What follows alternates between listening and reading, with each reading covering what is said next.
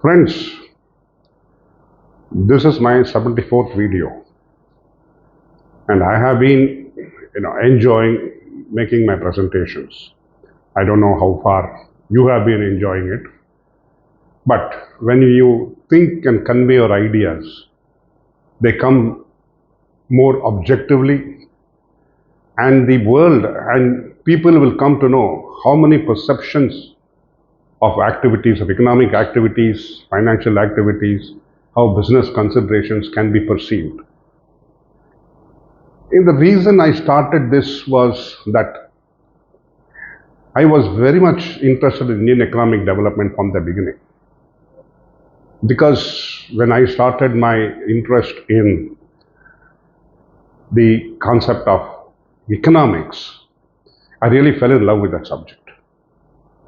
The only problem was that the lessons I was taught were not at the level which was required for me to reach a very high standard of concepts and knowledge of economics. Econometrics, use of technology, use of mathematics, use of statistics in economics was not delved into in great depths when I started my career, when I started my the path for economics. It was in a very initial stages, and a maths statistics means you go into the engineering field. Maths statistics means you go into the study of in depth of mathematics. Nobody thought of applying it to this beautiful subject of economics, because economics is the fundamental of, I would say, a life in a person. Today, families are busy encouraging themselves to survive. And that is why I'm saying encouraging themselves to survive is that they are buffeted from all sides. And the reason being it is economics and finance. We were not taught about the strength of economics and finance from the beginning. We only knew about economics and finance when we read rudimentary subjects in our school, or when we enter college, when we don't have any other course other than the prestigious inverted commas maths, physics, chemistry, going into IITs, going into NIDs.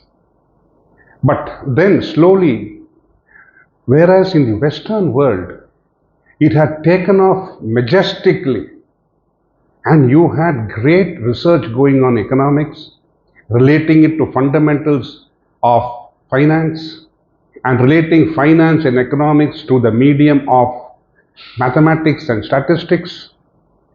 And they jumped from one place to another they started inventing technology which can be used to develop and to correlate all these ideas, put together, and to find out solutions for many of the problems which was buffeting the world at that time. Because economics took a big step with the introduction of management concepts coming into the use of economics, the fundamentals of economics into management, and the use of finance in both blending economics and management, and then the use of technology and the application of mathematics and statistics through this technology created a great boom in this world, in the Western world. They started looking into it in depth, and they grew in leaps and bounds. Whereas we were kept in the dark. Yes, I would say we were kept in the dark. The British did not give us an opportunity to develop. They kept us, like I would say, in the current concept, we would say that we have been bullied into submission. And Indians did not understand the concept of economics, the application of, I would say, mathematics, the application of what you call finance, the application of management, etc. But we had the inherent talents. Otherwise, we would not have the Gujaratis going to Kenya, setting up businesses. You won't have the Punjabis going out to the Western world and starting up businesses. You won't have the Chettiars going into Southeast Asia and Malaysia to develop businesses. There's an inherent talent in India, which, though it did not, I would say in Tamil words, parimalikala, it was not brought out in full strength because we were not encouraged by our government and by our peers. We were kept subjugated. And that kick-started my interest in economics. Now, if you look at, when I was talking about digressing it, I went into what is known as the expansion of Indian inherent talents of business. If not for an inherent talents of business, our Chettiars would not have made it so big in the Southeast Asian colonies. How did they make it there? It was an alien country, alien place, alien culture, alien living, food habits, everything was different. But in spite of that, they were able to establish businesses, they were able to establish contacts and integrate it with the community, and they were able to establish I would say, transfer culture of India there. They absorbed that culture, they brought this Indian culture there, and they created what you call a beautiful synchronization of both the cultures. It was like music. Slowly they blended together, and the final solution still exists. The inherent culture and the Indian culture have been blended in very many places in Southeast Asia, including in spite of the Islamization, the efforts of Islamization of Malaysia by Mahathir Mohamad.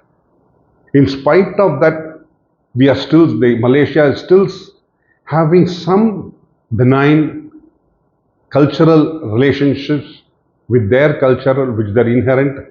That is what is known as the Bhumi Putra and Indian culture. In Indonesia, they have their culture, which is Islamist, because Indonesia is the largest Islamic country in the world, and it slowly integrated the available culture there along with the Indian culture, and it has blossomed. So in a way, we had inherent talents, and those talents were not tapped rightly by the rulers, because I said rulers, they wanted to rule us. They did not want India, I would say Bharat, to survive. They did not want, because at the time when the British came to India, Bharat was I think the fourth largest exporting market in the world. That was the position of Bharat when the British came in. When they left India, they left it in doldrums. And therefore, it killed the Indian business in India. We were left with empty shells. I have been talking about this repeatedly, that the British left us with empty shells. But in spite of that, today, we are standing up with our head high. We are standing up we are holding hands together, and we are still standing up to the world to say that yes, we have survived. We have survived Jallianwala Bagh. We have survived the British. We have survived the 1857 massacre during the Sepoy Revolution. And we contributed to World War I. We contributed to World War II with our soldiers, our blood, in spite of the fact that we were not recognized as good soldiers. Therefore, if you look at there is something inherent The strength of India is not only, it is still not been brought out fully. And we have faced challenges and we will face challenges, but I'm sure we'll come out of it fully. I'll continue it later.